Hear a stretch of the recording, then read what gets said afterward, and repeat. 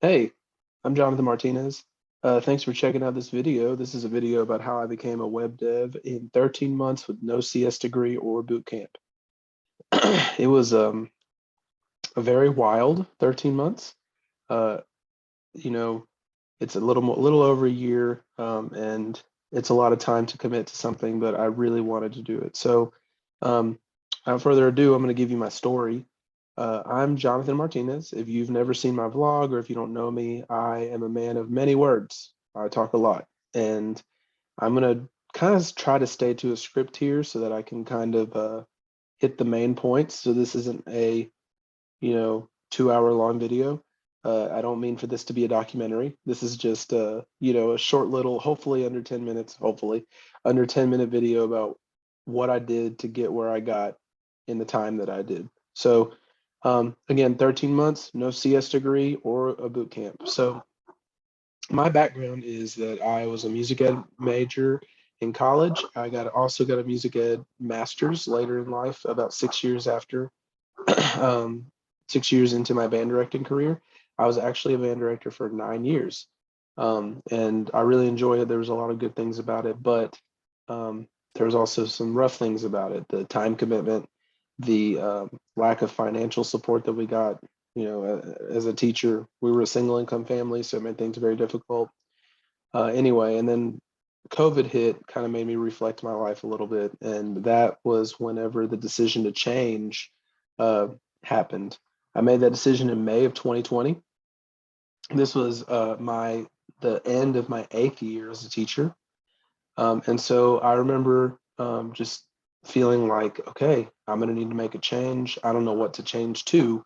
Well, I was always interested in learning how to like build websites and like what coding was. I was like, oh, I've always heard about coding.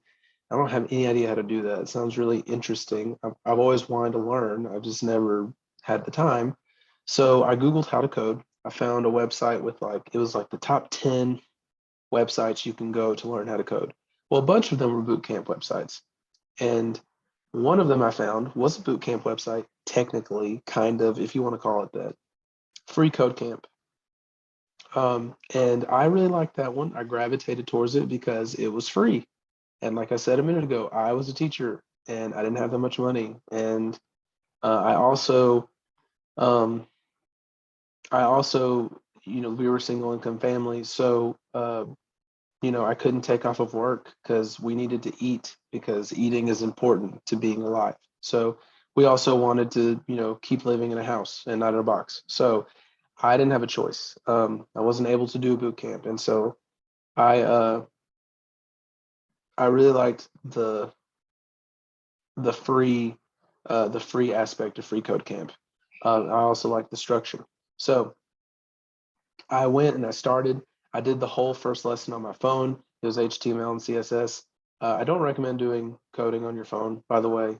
Definitely don't recommend. But it was super cool. I remember I was putting a cat website together. That's the first lesson. And I remember showing my wife, and I was like, "Look how cool this is!" And she was like, "Okay." But I was pretty happy about it. So anyway, so then that kind of inspired me to call some of my friends who are in the tech industry. I have a friend who worked at Google. He works at Google again, actually. Another friend who's working at Walmart as a software engineer. Um, and I asked them. I was like, hey, I was like, so do I need to get a degree so that I can like a CS degree so I can make the change? Is it even possible for me to do this without a degree? Like, what do I need to do? And they're like, no, anybody can get in. We know plenty of people who are in here without a degree. And I was like, okay. So it kind of fired me up. I was like, all right, well, I want to come up with a plan and I want to try to get in.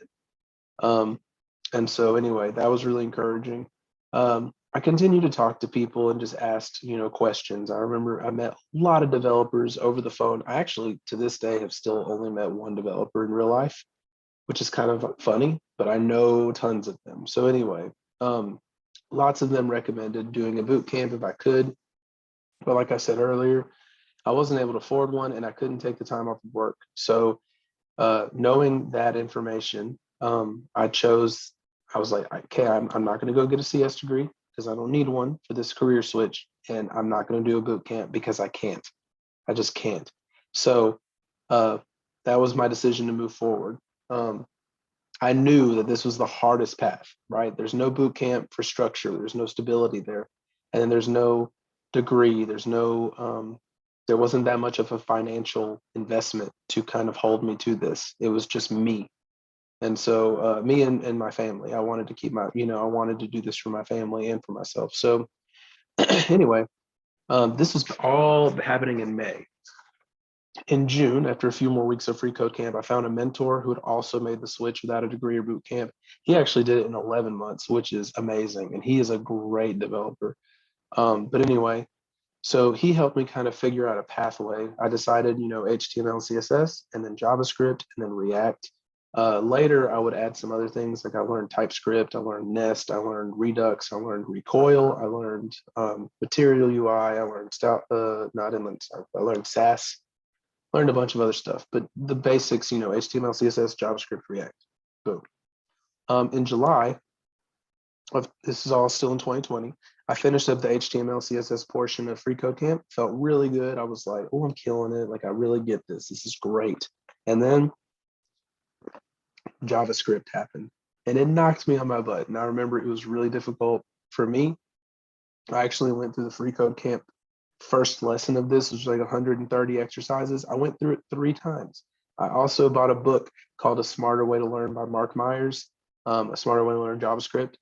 Super recommend. Like, it was a great book. It cleared up a lot of questions I had. Really helpful. So anyway, in August, I kept learning JavaScript, kept focusing on JavaScript. But around this time, I started back at work as a teacher. I was super limited on time because band director days can be anywhere from 10 to 13 hours normal. And so what I ended up doing was I started waking up at 4:30 in the morning, just going up to the school super early. I got there at 5:30 almost every day last year. And nobody was ever there before me, ever. It was crazy. I was always up there by myself. I would work until about 8 in the morning when the kids came.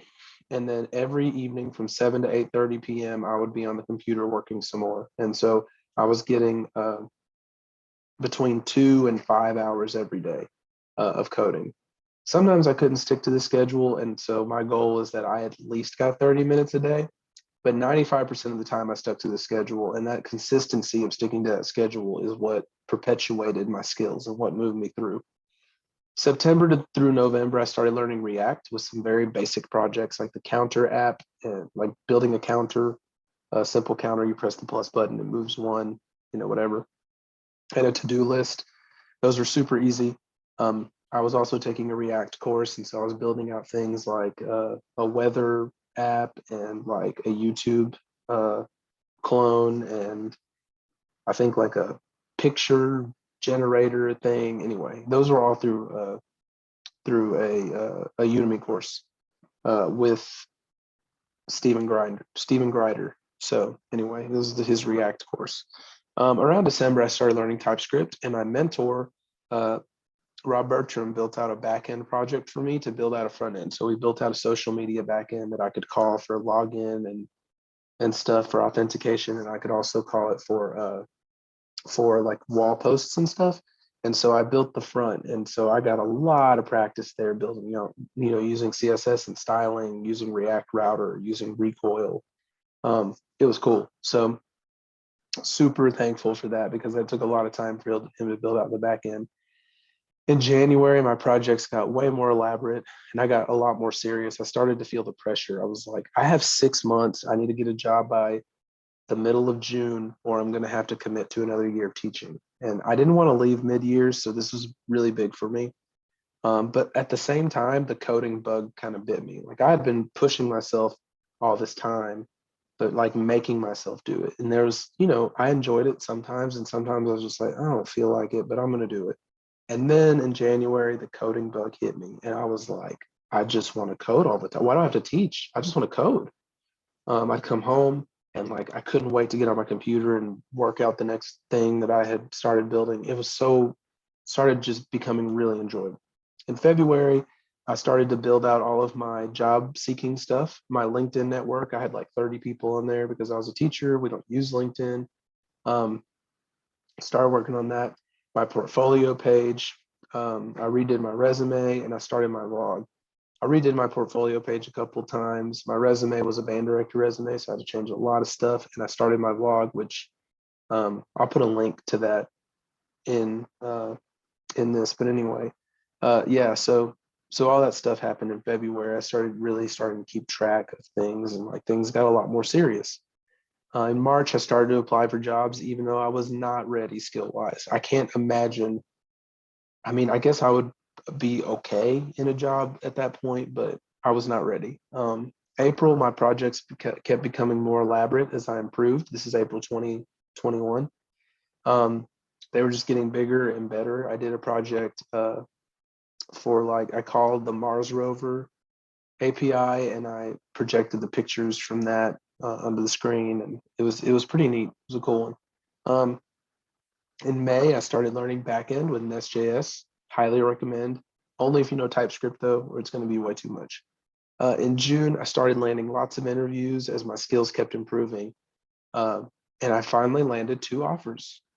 So that was June of 2021. That's after 13 months of coding. I chose Bestow as the company that I wanted to work for, and I have not looked back. So all of that to say, I have a few stats that I want to share, and I want to share some of my advice. My advice is these things: stay consistent. Just no matter what, keep coding, keep learning how to code, keep building projects, stay consistent. If you set up something, stick to it. At the very least, your confidence is going to increase because you continue to do the thing that you said you were going to do. Keep learning and building. When you start applying for jobs, keep learning, keep getting better. Something that Rob always said, my mentor, is like, eventually it's not gonna make any sense not to hire you. Like your skills are gonna be so good and so apparent that it would be dumb to pass on you. And so keep doing that. Eventually you're gonna be so skilled that it's like, oh, can we hire you right now? I'm sure, you know? And so keep doing that, keep building your skills out. Build out your network. You have to have a network. I mean, you don't have to, I guess you can get a job without one, but if you have hundreds and hundreds and hundreds of people in your network and they all know who you are and a job opening pops up, they're going to think about you because you're the person who they know. Like you're vocal about stuff. You know, but you have to build out a network, and you have to, like, that network has to know you exist. Because a lot of times we had somebody on LinkedIn and then they disappear, or Facebook and they disappear and we never see them again. And we forget that they're even in our network. So build your network, and then make sure that like they know who you are. Go to meetups. Again, this goes back to, you know, building out a network. Like find some people to do this journey with.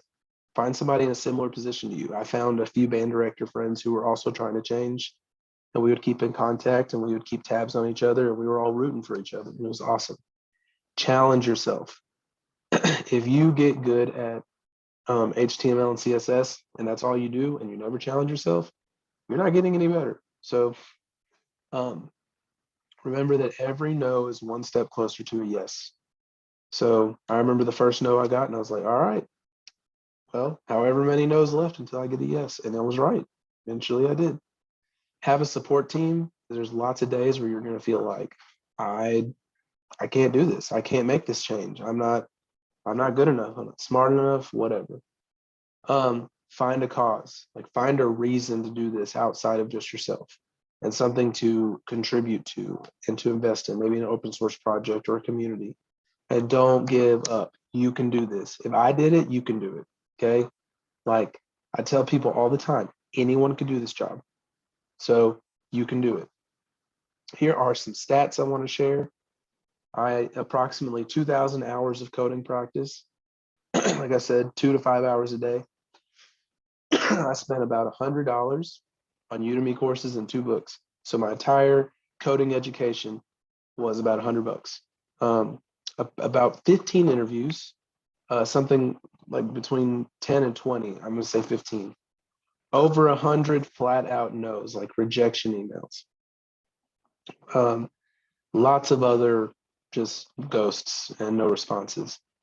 301 jobs applied to. Bestow, I counted as my 301st, however you would say that. Anyway, And I actually got 2 offers, which is pretty cool. 2 offers, and I was in the running, like starting to get close to a third offer, but I had already chosen Bestow and I was done.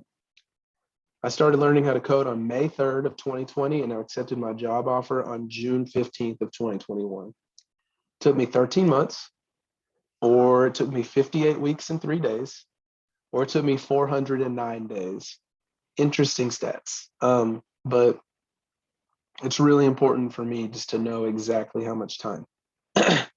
And just for fun, it actually took me 35,337 and 600 seconds, just in case you were curious. So anyway, that's my journey. That's how I went from no CS degree, no boot camp, to a web developer in 13 months. Please feel free to reach out to me if you have questions. Connect with me on LinkedIn. Like and subscribe, leave comments, whatever. I really hope this helped you or helped somebody. If you know somebody who could watch this video for some motivation or anything, please use it. That's what I did this for. And other than that, I appreciate you. Thanks for watching. And like I said earlier, if you want to check out my vlog, I have lots of other videos that go in way more detail than this. Anyway, thanks for checking it out. See ya.